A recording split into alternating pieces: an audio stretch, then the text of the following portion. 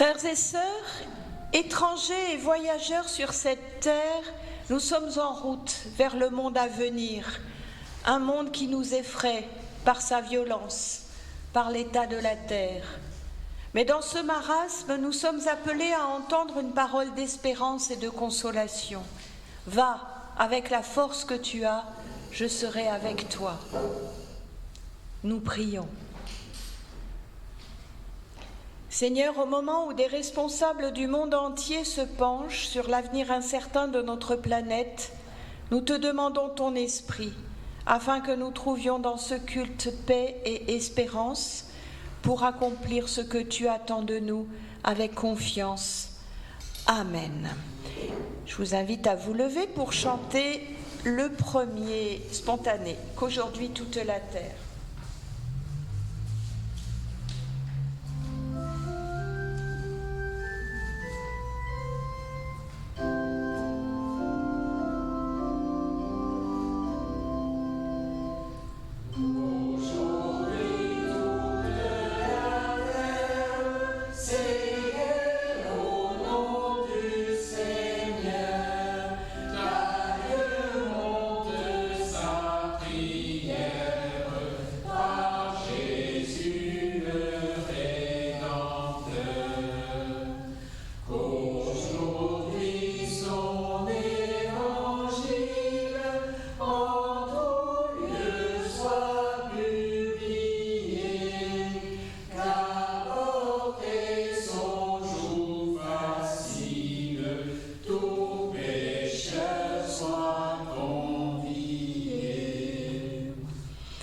Louons le Seigneur. Chantez au Seigneur un chant nouveau, car il a fait des choses magnifiques. Par sa force et sa puissance sainte, il a remporté la victoire. À tous les peuples, le Seigneur a montré qu'il était le Sauveur. Il a fait connaître sa justice. Il s'est souvenu de son amour et de sa fidélité pour le peuple d'Israël. Jusqu'au bout du monde, tous ont pu voir le salut de Dieu. Criez de joie pour le Seigneur, tous les habitants du monde. Poussez des cris de joie et chantez. Jouez pour le Seigneur sur la cithare et tous les instruments. Au son de la trompette et du cor, acclamez votre roi, le Seigneur. Que résonne la mer et sa richesse, le monde et tous ses habitants. Que les fleuves battent des mains, que les montagnes chantent leur joie. Acclamez le Seigneur, car il vient pour gouverner la terre, pour gouverner le monde avec justice et les peuples avec droiture. Je vous invite à prendre au psaume 47 et nous prendrons les 3 strophes.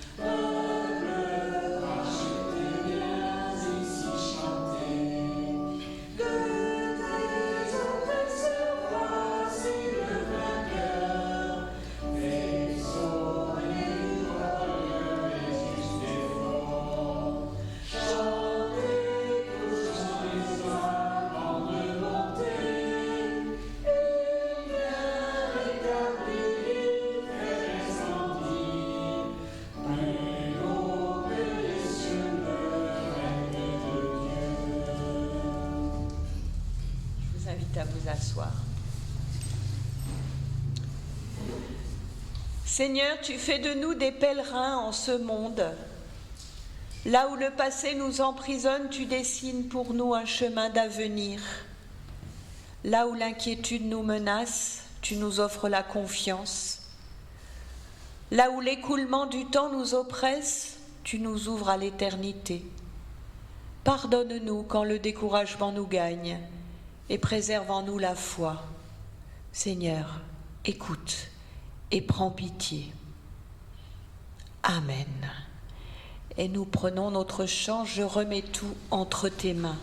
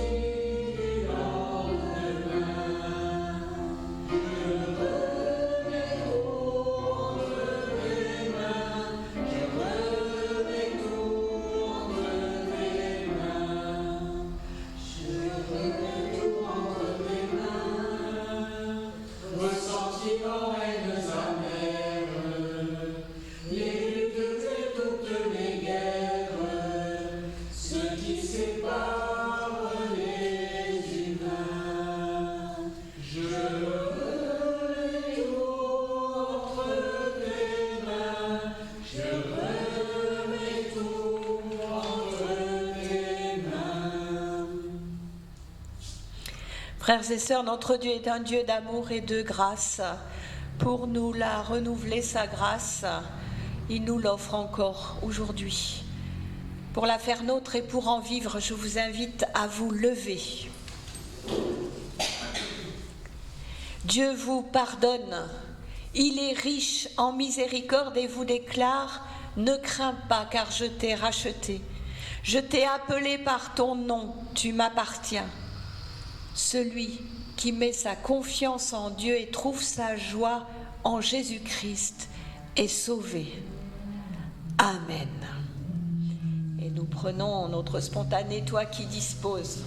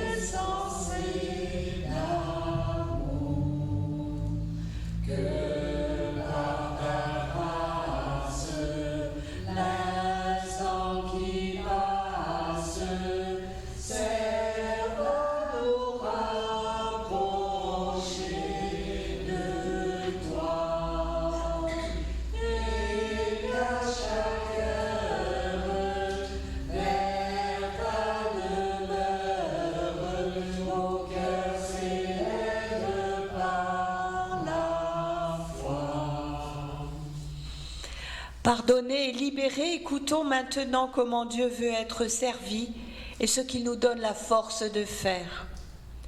Écoutons notre Dieu.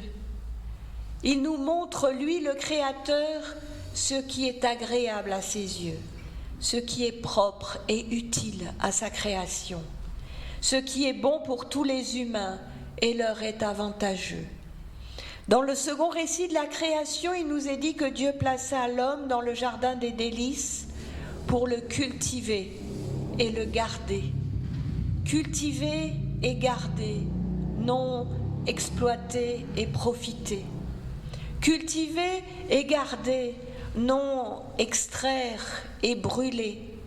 Cultiver et garder, non épuiser et abandonner.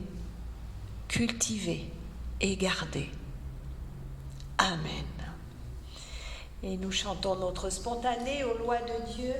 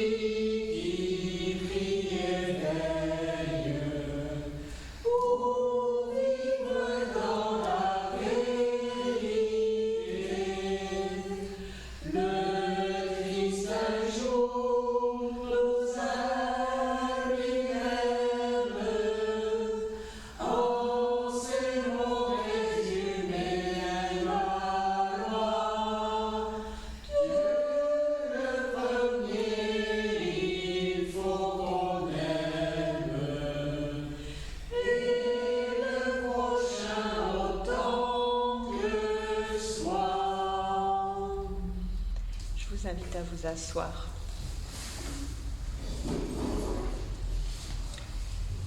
Nous prions avant d'ouvrir les Écritures afin qu'elles deviennent pour chacun et chacune d'entre nous véritablement paroles de vie.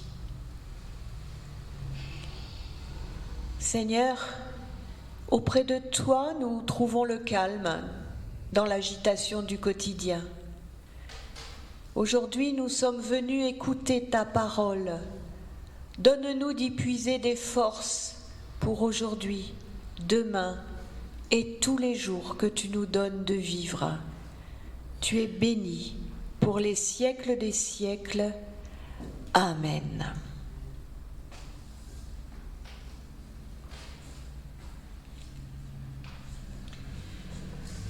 Dans le livre du prophète Malachie, nous lisons deux versets qui curieusement se trouvent dans certaines éditions au chapitre 3, versets 19-20 et dans d'autres au chapitre 4, versets 1 et 2. C'est juste un problème de découpage.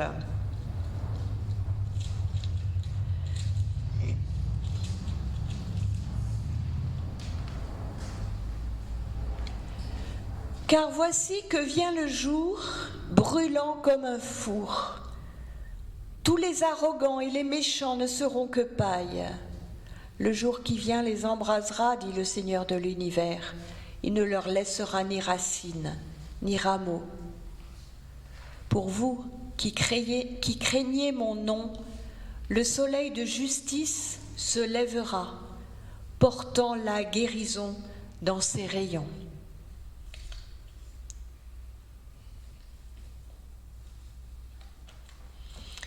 Dans la deuxième épître aux Thessaloniciens, nous lisons au chapitre 3 les versets 7 à 12. Vous savez bien comment il faut nous imiter. Nous n'avons pas vécu parmi vous d'une manière désordonnée. Nous n'avons demandé à personne de nous donner le pain que nous avons mangé. Mais dans la peine et la fatigue, de nuit et de jour, nous avons travaillé pour n'être à la charge d'aucun de vous.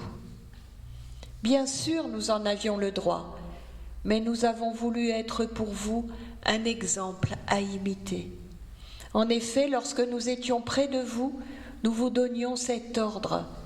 Si quelqu'un ne veut pas travailler, qu'il ne mange pas non plus. Or, nous entendons dire qu'il y en a parmi vous qui mènent une vie désordonnée, affairée sans rien faire.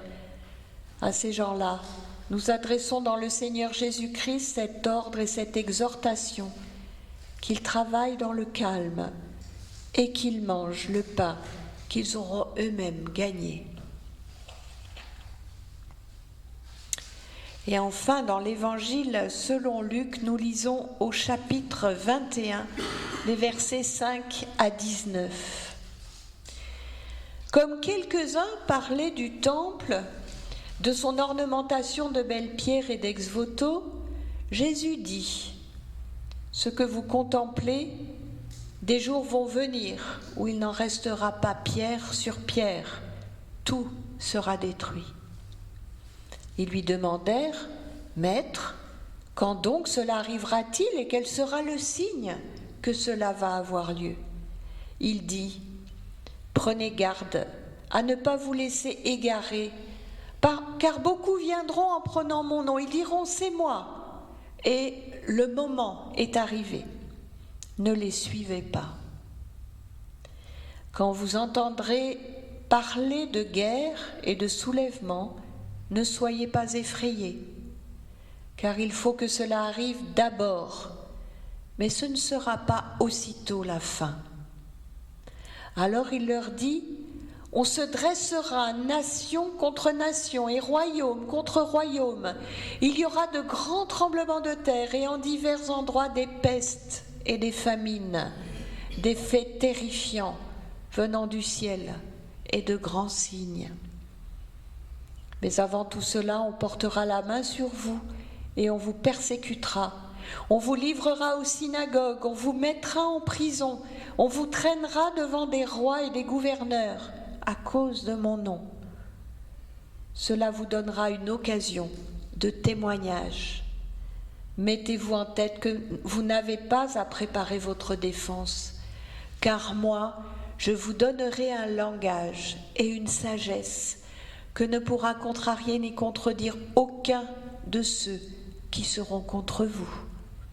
Vous serez livrés même par vos pères et mères, par vos frères, vos parents et vos amis, et ils feront condamner à mort plusieurs d'entre vous. Vous serez haïs de tous à cause de mon nom, mais pas un cheveu de votre tête ne sera perdu. C'est par votre persévérance que vous gagnerez la vie.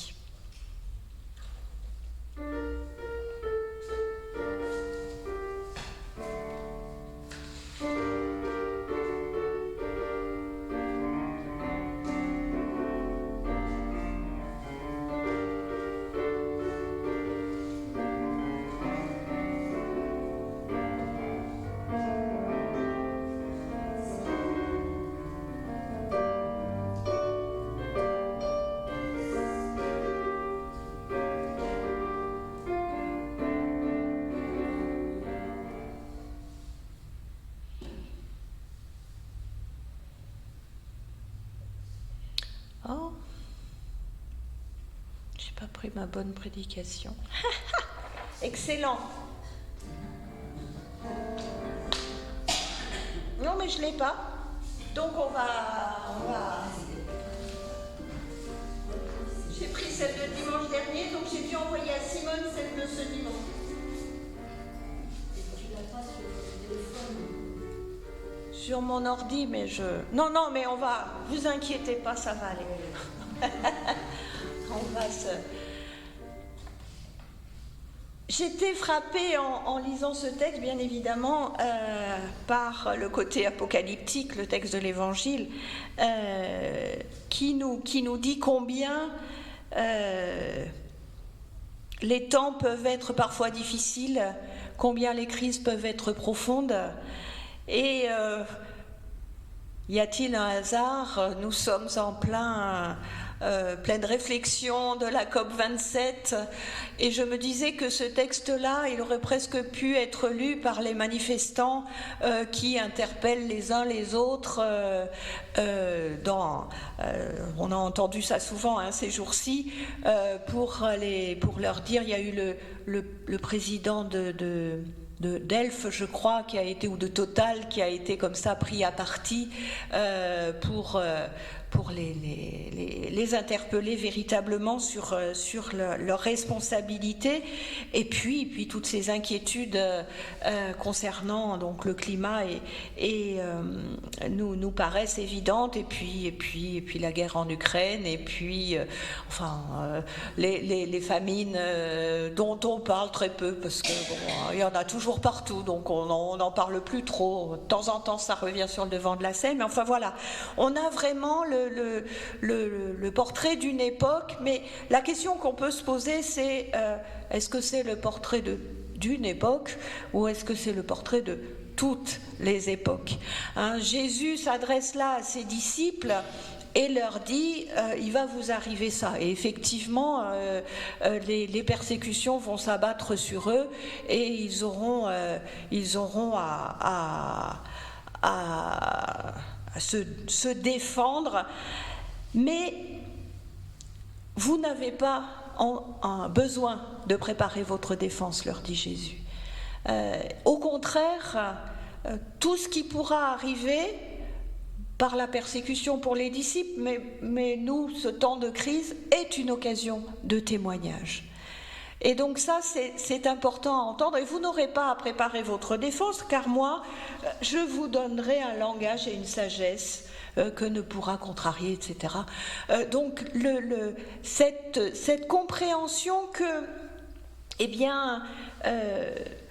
quoi qu'il arrive, la réalité des choses, elle est celle qui nous est décrite là.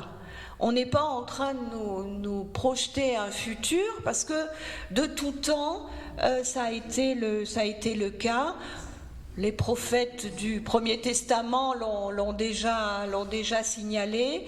Ils ont souvent dit, et dans les psaumes aussi, combien l'injustice sociale était susceptible de débranler le cosmos. Hein. C'était leur vision des choses. Et je trouve que aujourd'hui, on en voit les conséquences, effectivement.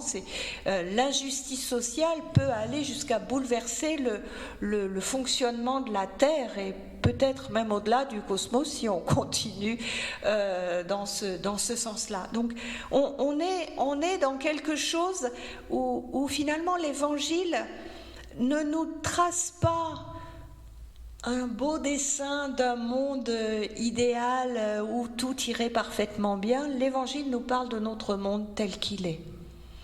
Et dans ce monde tel qu'il est, il nous dit « ne vous inquiétez pas ».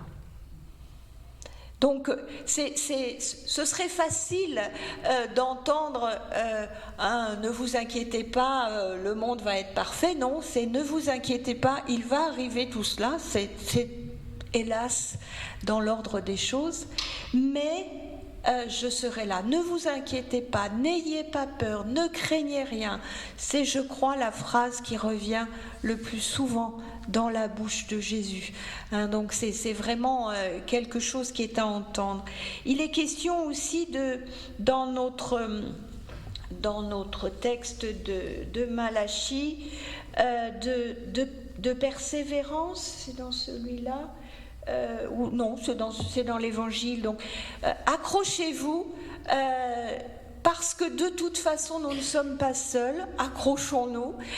Nous ne sommes pas seuls et il nous sera donné, dans les temps les plus difficiles qu'ils soient, de porter un témoignage d'espérance, un témoignage qui conduit à la vie. C'est ce que nous dit notre texte.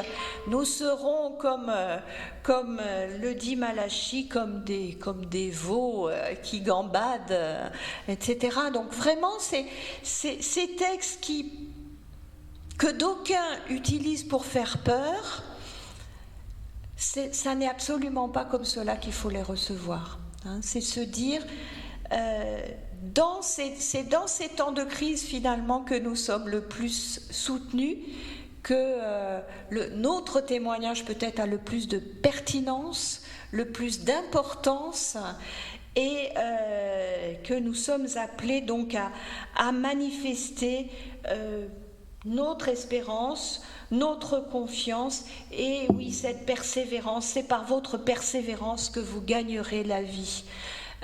C'est dans la traduction de la Bible seconde, c'est que vous sauverez votre âme, mais je trouve que la traduction de la Tobe, que vous gagnerez la vie, ne nous renvoie pas à un au-delà. C'est déjà aujourd'hui. Pas la vie biologique, puisqu'il annonce même à ses disciples que certains mourront. Hein, donc, mais la vie, dès maintenant, la vie vécue dans ce témoignage, la vie vécue dans cette confiance et cette persévérance, la vie vécue dans le fait d'avancer, quoi qu'il arrive dans ce monde, et de continuer à manifester donc cette confiance, cette persévérance, et cet amour que nous sommes de toute façon appelés à manifester. Voilà, je crois qu'en gros, j'avais dû dire quelque chose comme ça. Vous n'aurez qu'à lire la prédication sur le site et vous aurez le détail. Peut-être avais-je développé d'autres choses, je ne sais plus. Mais en tout cas, moi, c'est ce qui me frappe toujours dans ces textes où on est tellement en première lecture à prendre ce qui fait peur. Je me dis que dans notre monde, c'est comme ça aussi. Quand on regarde, quand on écoute, on prend d'abord ce qui fait peur, ce qui horrifie, Et pourtant, il y a bien d'autres formes d'actions, d'événements. Il y a des témoignages qui se passent. Et cela, bien, on les laisse peut-être de côté, on considère qu'ils ont moins de force, moins d'importance. Donc voilà, je voulais vous attirer votre attention, et Jésus dit bien, il y en aura qui diront c'est moi. Hein, donc il y a des gens qui vont considérer qu'ils savent, eux. Eh bien, je ne crois pas que ce soit ça que Jésus nous dit. Jésus ne nous dit pas que qui que ce soit peut savoir, même lui il dit, nul ne connaît ni le jour ni l'heure, donc personne ne peut savoir. Par contre, nous sommes invités à la confiance, l'espérance et la persévérance, et au témoignage donc de cette confiance, de cette persévérance. Donc c'est à cela, je crois, tout particulièrement dans ces temps difficiles, que nous sommes appelés, d'autant que il nous dit aussi, bon, il y aura ces signes, mais la fin ne sera pas pour tout de suite. Donc on a du temps pour témoigner, on a du temps pour consoler, on a du temps pour soutenir et pour manifester que eh bien, notre force, nous ne la tenons pas de nous-mêmes, mais du Christ, qui nous la donne et nous la renouvelle à profusion à chaque fois que nous en avons besoin. Amen. Je vous invite à prendre au 303.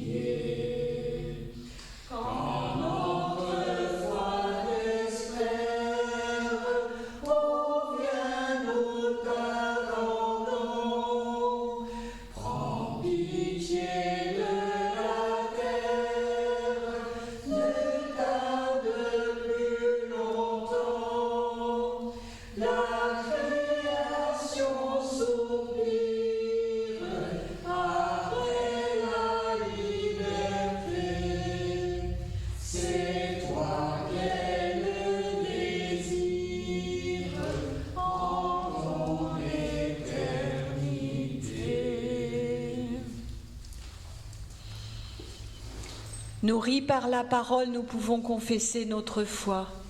Nous ne sommes pas seuls. Nous vivons dans le monde qui appartient à Dieu. Nous croyons en Dieu qui a créé et qui continue à créer. Il est venu en Jésus pour apporter la réconciliation et le renouveau. Nous avons confiance en Dieu. Il nous appelle à être son Église, à aimer et à servir autrui, à rechercher la justice et à résister au mal, à proclamer Jésus, crucifié et ressuscité, notre juge et notre espérance. Dans la vie, dans la mort, dans la vie après la mort, Dieu est avec nous. Nous ne sommes pas seuls. Grâce soit rendue à Dieu. Amen. Et notre foi, nous la chantons sur nos feuilles. Nous croyons en Dieu le Père.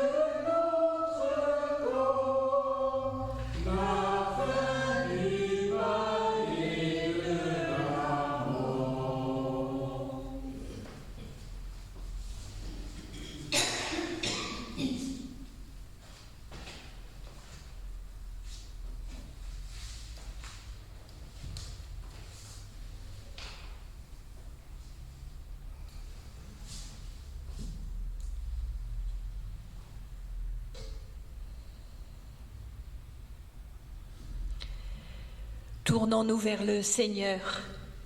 C'est notre joie de te célébrer, ô Dieu notre Père, pour ce monde que tu as créé si beau et que tu gardes à travers ses douleurs dans la promesse qu'il devienne ton royaume. C'est notre joie de te célébrer pour ton Fils, Jésus-Christ notre Seigneur, né de notre chair, baptisé, tenté, transfiguré, condamné, crucifié, ressuscité d'entre les morts, élevé dans la gloire. C'est notre joie de te célébrer pour ton souffle de vie, l'esprit d'adoption qui nous apprend à te dire Père, qui exorcise nos peurs, nous appelle à te suivre et illumine notre foi. Aussi, avec les cieux et la terre, avec la multitude de ton peuple, par tous les temps et par tous les lieux, nous célébrons ton nom. Le soir venu, Jésus se mit à table avec les 12. Pendant le repas, il prit du pain et après avoir rendu grâce, il le partagea et le leur donna en disant « Prenez et mangez, ceci est mon corps ». Ayant aussi pris la coupe et rendu grâce, il la leur donna en disant « Buvez-en tous, car ceci est mon sang, le sang de l'alliance qui est répandu pour la multitude pour le pardon des péchés. Je vous le dis désormais, je ne boirai plus de ce fruit de la vigne jusqu'au jour où je le boirai nouveau avec vous dans le royaume de mon Père. » Père, c'est de toi que nous recevons ce pain de vie destiné à la nourriture du monde. C'est de toi que nous recevons la coupe d'alliance afin que nous partagions ton règne. Tu nous rassembles et nous invites. Par ton esprit, renouvelle notre foi afin que ce pain et ce vin soient les signes de ta présence, de ton Fils parmi nous. Fais toutes choses nouvelles dans nos cœurs et dans le monde. Amen. Voici le repas que nos mains ont préparé, mais c'est le Seigneur qui nous invite. Voici la table que nous avons dressée, mais c'est lui-même qui nous accueille. Voici la joie que nous avons désirée, mais que lui-même nous donne. Que celles et ceux qui reconnaissent en Jésus-Christ leur Seigneur et Sauveur viennent maintenant partager son repas. Nous allons faire un petit arc de cercle.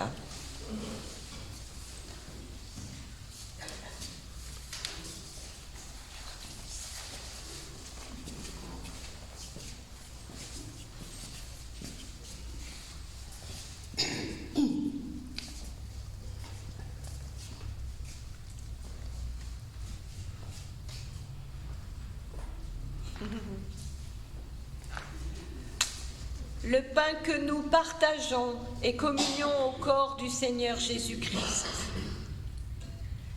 La coupe de bénédiction pour laquelle nous rendons grâce est communion au sang de notre Seigneur Jésus-Christ.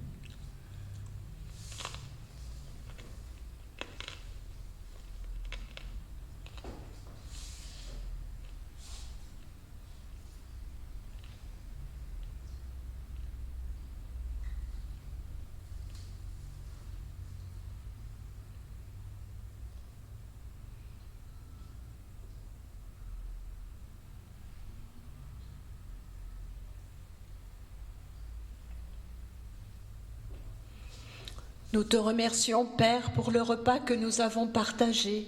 Accorde-nous de vivre de cette nourriture, que nous puissions te célébrer toujours avec joie et être témoins de Jésus-Christ. Allez en paix dans la joie de notre Seigneur. Vous pouvez regagner vos places.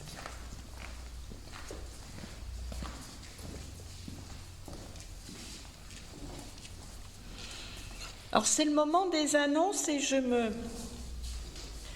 me rappelle de quelque chose au pluriel que j'avais dite dans ma prédication, que je vous inviterai donc et qui concernait notre vie d'église ici. C'était sur la question du témoignage, combien tout ce que nous faisons, toutes les petites choses que nous mettons en place sont déjà de l'ordre du témoignage.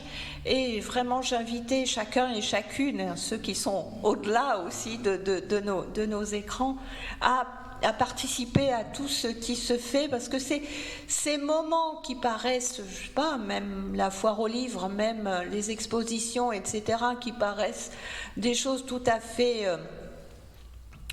concrètes et sont en réalité des moments de rencontre et de témoignage absolument extraordinaires et très particuliers, parce que les gens qui rentrent en fait à Sainte-Lucie, ils viennent pas que acheter des livres, ils viennent acheter les livres à Sainte-Lucie. dans la chapelle. Et donc, il y a toujours des choses qui s'échangent, toujours. Donc, vraiment, c'est pas... Bon, d'abord, oui, il faut soutenir celles et ceux qui s'engagent à fond, et bien sûr, ils en ont besoin, mais c'est vraiment, chacun d'entre nous peut y trouver vraiment une belle occasion de rencontre et de partage.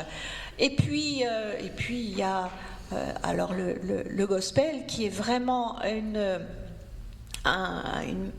forme de témoignage extrêmement forte. Là, je m'en rends compte avec ce qui se passe sur Bastia. Hein, évidemment, on aimerait que, hop, on dit quelque chose, hop, et comme Pierre, il prêche, pof, 5000 personnes. Oui, bon, on ne saurait pas où les mettre, mais n'empêche que petit à petit, ça infuse, et il y a un intérêt qui se manifeste, et il y a des gens qui demandent à participer au culte pour l'animer, mais animer le culte, c'est aussi y participer, entendre la prédication, etc. Et petit à petit, il y a une autre forme de communauté, un deuxième, troisième cercle qui se crée et qui n'est pas rien. Donc vraiment, à chaque fois que vous pouvez soutenir par votre présence, par la prière, par toute autre ces actions, c'est important. C'est important parce que c'est notre manière. Alors nous, on ne va pas faire de l'évangélisation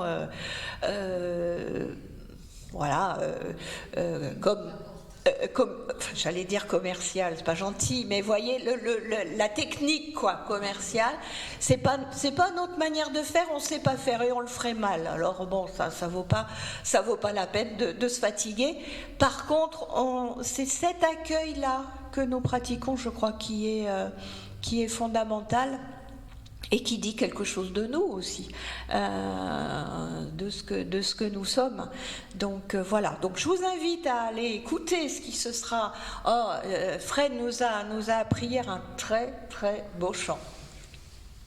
Vous en faites ce que vous en voulez, mais il y a. Enfin, et puis vous pouvez passer autour de vous l'information, parce que voilà, tous ceux qui sont là, peut-être ceux qui seront là ce soir auront peut-être envie de rentrer dans le groupe. Il y a de bonnes chances qu'une chorale gospel se mette sur pied, puisque le Monsieur Hasard, avec un grand H, ayant fait les choses, l'avion de Fred a eu du retard. Et donc, il est arrivé en début d'après-midi, mais il fallait quand même bien faire quelque chose avec les gens qui étaient là. Et donc, Alain connaissait deux des chants, donc, et il y avait Marie-France qui est venue l'autre dimanche, qui est chef de chœur au conservatoire et qui s'était inscrite pour participer au stage. Et donc, on lui a sauté dessus en disant Marie-France. Donc voilà, elle a plongé dans le grand bain tout de suite, et donc voilà. Et donc, je pense qu'avec elle, on va pouvoir faire quelque chose. Et puis, il y a dans les choristes du stage là des gens qui seraient intéressés par ça, plus d'autres qui sont pas au stage mais qui nous ont dit qu'une telle chorale les intéresserait. Donc voilà, tous ces projets-là sont à soutenir, je vous le dis, de toute manière, en participant, en venant, en soutenant par la prière, en soutenant l'entraide, parce que là, pour le moment, on est encore un peu juste au niveau des rentrées. Pour bien faire, il faudrait 10 personnes de plus à chaque fois. Or, là, on se dit c'est bon, et puis il y en a toujours 4-5 qui ils sont malades et ils ont un truc impromptu, etc. Et voilà. Donc, ça aussi. Donc, faire passer l'info, c'est aussi soutenir l'entraide, qui pour le moment s'en sort quand même, mais du coup, si on a plus de monde, eh ben, on a aussi plus d'argent pour soutenir d'autres actions d'entraide. Voilà, donc c'est tout ça.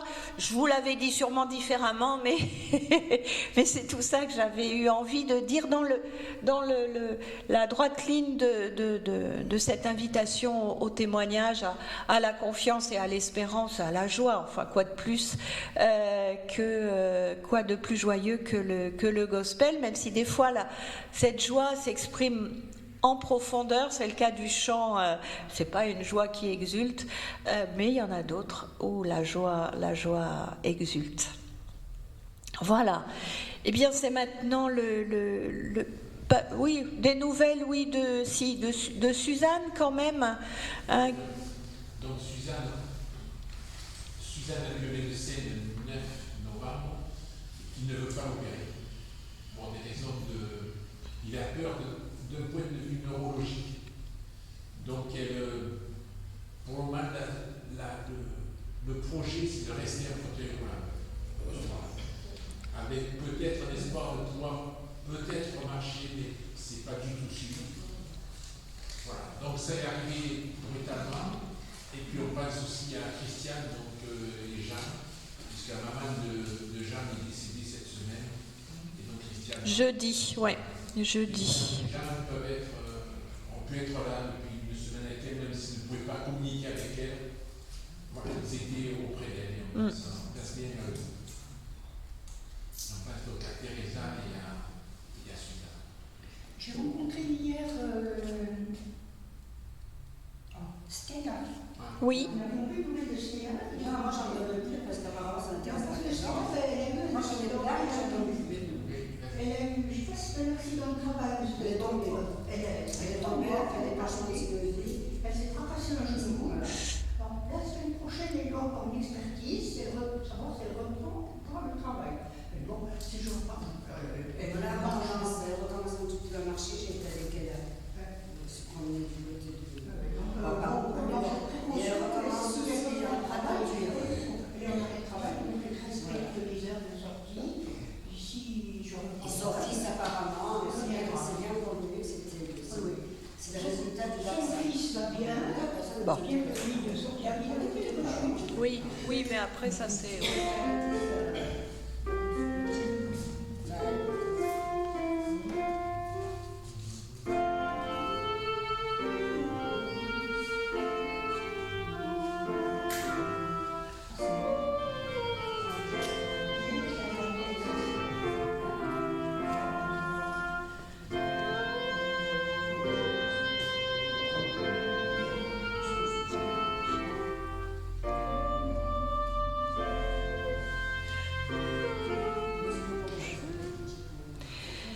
Seigneur notre Dieu, tout ce qui est dans les cieux et sur la terre t'appartient, et c'est de ta main que nous avons tout reçu.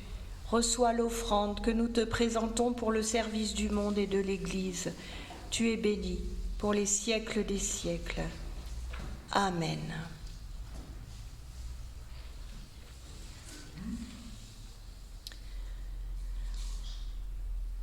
En Jésus-Christ, Dieu appelle des hommes et des femmes à se lever pour porter au peuple de la terre la bonne nouvelle de son amour.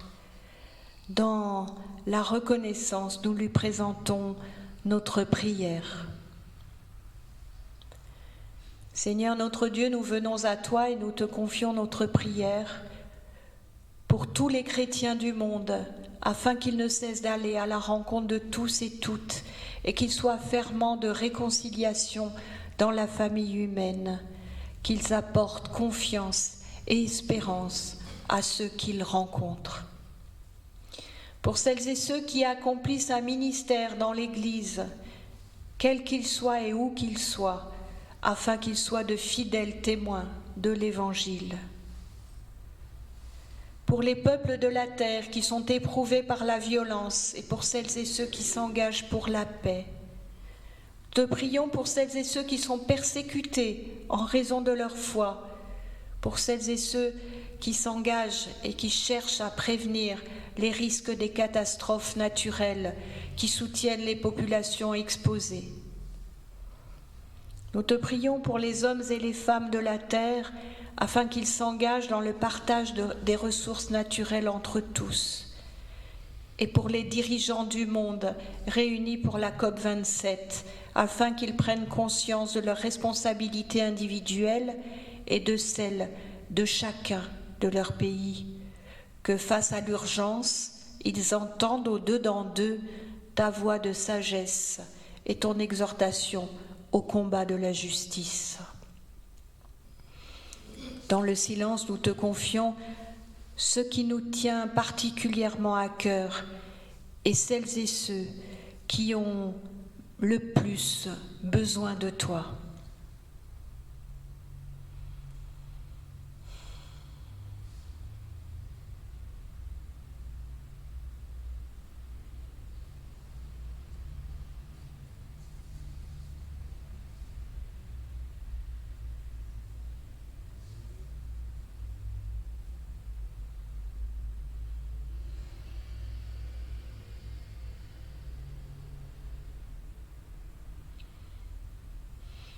Toutes nos prières, nous les rassemblons dans les mots que ton Fils nous a offerts pour notre prière.